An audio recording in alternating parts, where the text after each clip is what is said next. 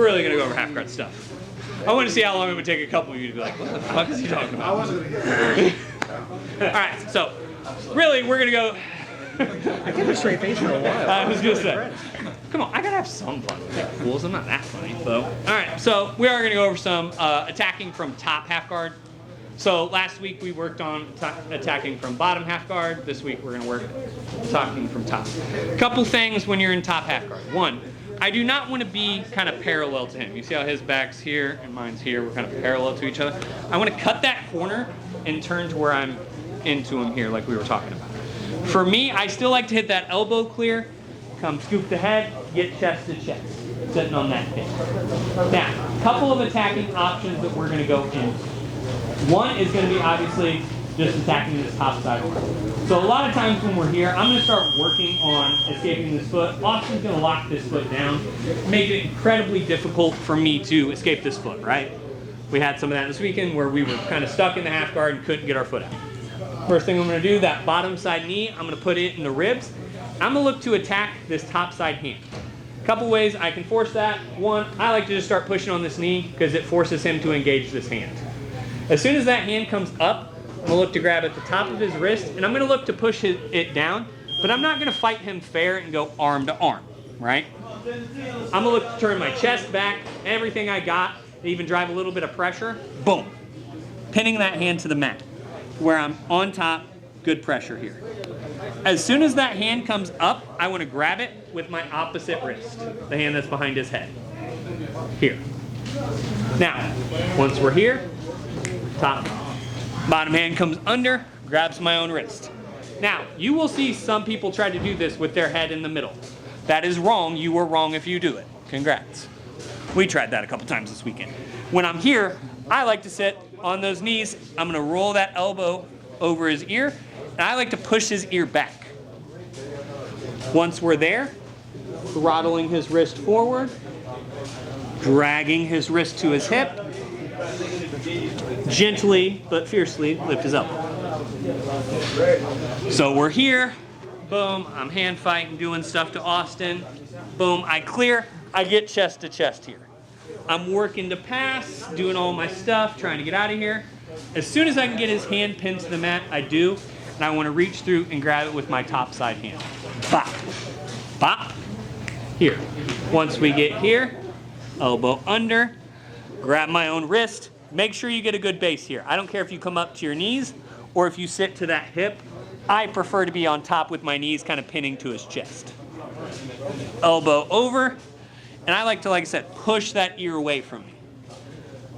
Throttle the wrist forward, elbow down to the hip, lift the elbow just a wee bit, and if you're doing it right, you should tap fairly quickly. If you're finding that you have to, I'm going to do this loosely. If you're like cranking and your elbows are way up, you've got something wrong in your lock. You've got to adjust it. You have the occasional Gumby like Jordan, but even Jordan, if you do this right, you can hit this. All right? Questions on this? You gotta go from a perspective of when you're like this. I know you're applying pressure 1,000 times. Yeah. But in order to obviously get that hand underneath and grab the wrist, there's a give and take to how much pressure you're applying. Yes. So like when I'm here and I'm looking to like drive this wrist down, it is all my chest should be right here on this wrist. Now once I have that locked, I'm not so much worried about him escaping that wrist down. Because if he tries to roll that wrist hand or do any of that, I have a pretty good anchor point here. Once we're here, now I don't have to apply a ton of pressure other than just keeping the grip. I think it's that switch right there though, the getting the head out of the center, because they freak out when you. So if I'm here and I already have this locked, all I'm literally doing is pushing my hands forward and pulling my elbow. Because when I'm here, it's kind of hard to really roll it out and then not just kind of elbow him in his fucking face. If you're in MMA, just elbow here. Like, you're here, you want to bring this out, bop, he'll move his head for you, I promise. But if you're not in MMA doing this, you got to kind of move his head gently for him. But once you get to here, it's just grip. Does that make sense? Yeah. It's kind of pushing that grip forward will give you the pressure, or give you the elbow room to get out there. Other questions? All right, one more time just for fun. I'm here. Boom, clear. Pin him to the mat. Pin the wrists. Switch your grip. Set your grip. Elbow out. Throttle wrist forward. Elbow down. Lift up. All right. Slowly, because everyone likes to be able to wipe their own butt, so do this very slowly and controlled. All right. 1, 2, 3. So I'm here with Austin. He's a big, strong kid. Right. I clear. Boom. I get here. Boom. I get his arm pinned down to the mat. I get to where I want here. I get my lock. And Austin's a strong kid, so he's going to just straighten his arm, because that's what they all try to do. We're going to drill two things at once here. One is the reverse arm lock, which is equal parts technique and timing. It'll be there or it won't. You don't need to reattack it if it's not there. Just threaten it when you can. All right? So I'm here. Austin goes to straighten this. Boom. As soon as his thumb goes up, all I'm going to do is press down, lift my wrist. Downward force, elevate his ankle. Here. Very quick, very efficient. It'll be there at once. 9 times out of 10, you're at least going to get a shit if you're going to get the tap out of it. But if not, they're going to punch through here, right? So I'm here, he's going to punch through, and I'm not going to get there. So you're like, man, what can I do now? All we're going to do is keep that elbow pinched. We're going to attack it a slightly different way. I'm going to come up to my knee here, slide it up to my neck here. Once we're there, so it'll look something like this in a flow. Boom, I'm trying here, he tries there, punches that down, boom, sit here. Sitting into your hips, do not pull him on top of you. I swear to God, I'm going to watch MJ probably pull his partner straight on top of him, and I'm going to have to hit him for it. But boom, you pull him up and attack that arm. You're trying to get his thumb right behind your neck. Extend that arm, lock right under his elbow for that reverse arm lock. All right? Questions on kind of that 1-2 punch. Both of them are a straight arm lock. Both of them are very tight, but they're both quick. As you're coming up and you're getting tall underneath, Yeah. can he just try to pop up and ride with you to keep you? Yes, that's why I'm telling you, be careful about pulling them up. Because if I'm here and he punches, I start to come up and I don't have a good base or something, he's going to follow. Yeah, okay. So when I come up here, it is Okay. straight to that lock. Like, it's got to be a little bit of a what? Got it. Got to scare Austin a little bit. So boom, we're here. He starts to punch through. Like I said, drill out finishing that armbar a couple times, but he punches through. Come back to those knees. Active toes, post. Snap him up. Boom. It may not get perfectly to your ear, but this can still work if you have it right. Questions on this? It's a quick one, but I like it a lot. Gable grip. Yeah, gable grip. What you're looking for, pop my top for a second. Show you my super cool rash guard first of all. But that little pitch right in the back of your elbow, I'm trying to gable grip the back of that. So when I'm here, I'm trying to put the blade of this forearm right on that. Bop, right where that. So if you wear a watch, your wrist will actually conform to it. That's right where you go.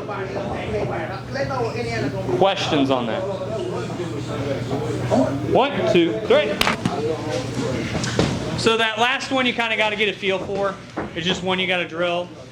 Get used to seeing that reverse arm lock. I like it from a lot of positions. I think it's a real sneaky one that you can slide into a lot of attack modes. So I'm here, I clear, I pin him down, I get Austin's hand where I want it. And Austin's a big, strong kid, so he punches all the way through. A lot of people are going to do exactly what Austin's doing and punch through to grab that hip grip. That's great. That's perfect. Just what I was hoping for. Once again, we're going to sit him up, but I'm going to leave him with that hip grip here. So I come up to my knees, sit him here. All we're going to do at that point is switch our hands. So our outside hand comes in, here. This hand comes to the wrist. Now, when you get here, there's just a certain amount of violence you get to rip his hand out with. lot of people have really strong grips. You can check your grip strength on the little grip meter thing John brought today. But I'm here. I need to rip his grip not up. I need to rip it kind of back at this angle here. Back. So I'm not ripping it this way. I'm ripping towards me and away from his body. Back.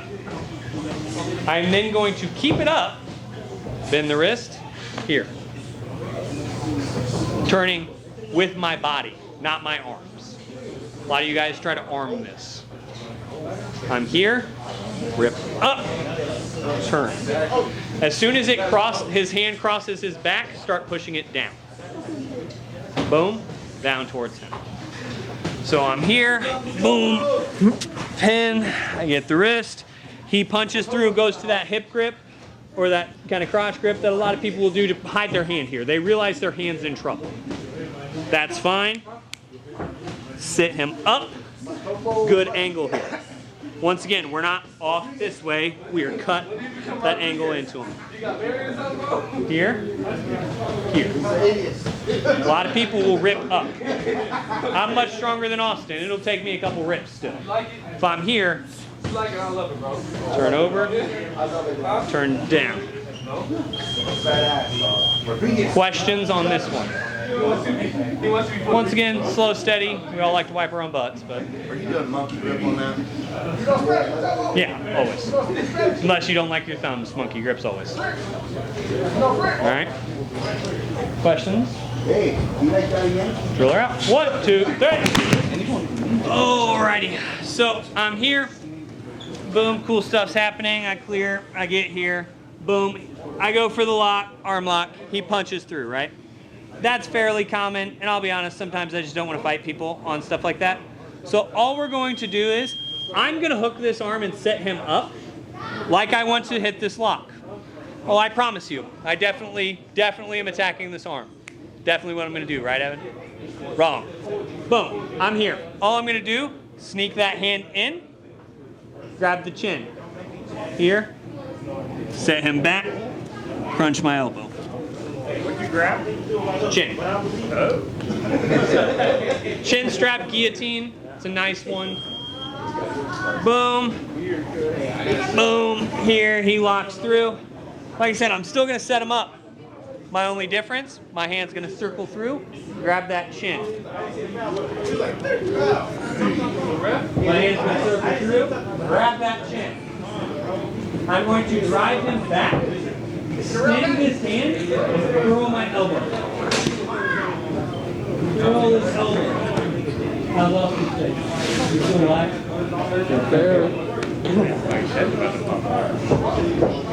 Can you go through the whole sequence so I can see your knees? So I can see it from the side. So boom, I turn that corner. I got a great sweatshirt. Boom. Clear. Drive him flat. Sit to that hip. Boom. You scoot your bottom knee directly into them so there's no space between your knee and his hip.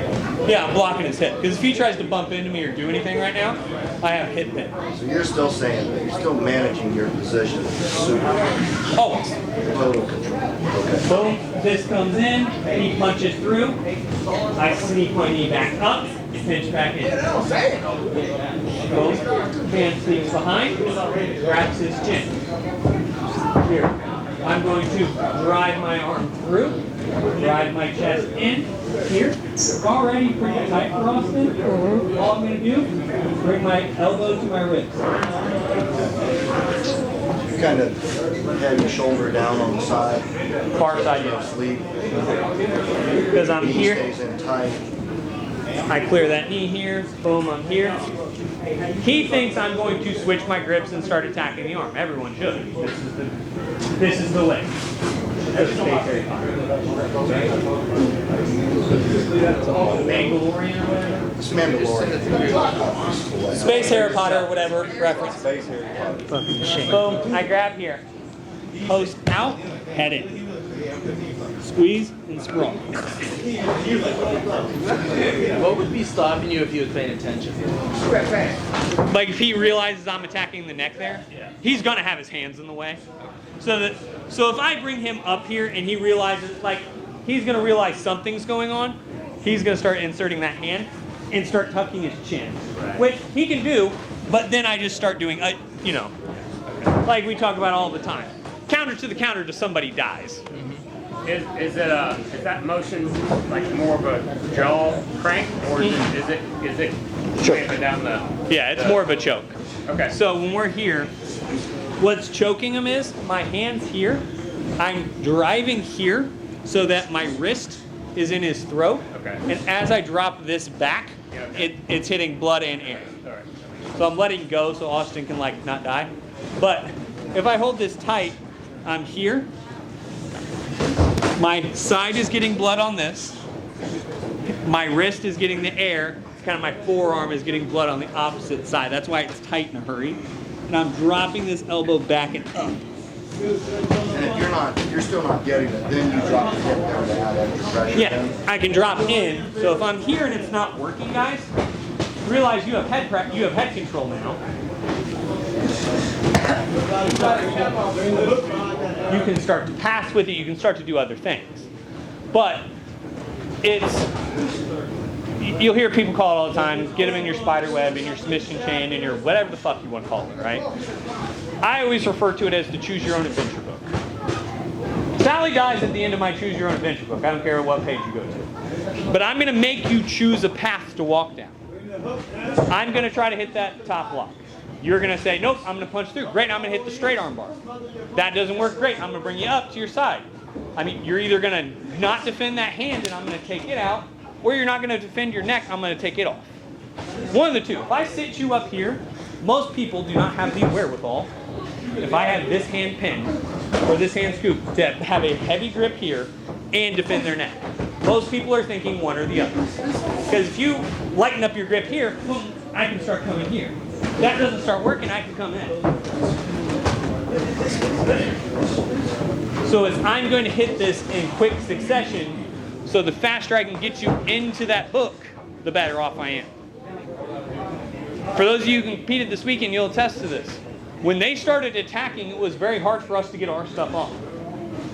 We were very complacent when we gave up position, and then we ended up playing from behind, basically. We lost a sense of urgency in certain positions, and we're playing behind a lot of the time. So that's what we have to force him into. He's reacting to everything I do. But I set the pace and I set the pathway. Does that make sense? Questions on this? What, you see it one time? You just want me to choke that. I was hoping you would choke. I thought about it. This is great. Boom, I clear. Flatten James out. Boom. Pin the wrist down. He punches through. Boom, I sit him up. As soon as I'm there, take the hand in, drive over, squeeze, finish the choke. All right? Good. Driller out. 1, 2, 3.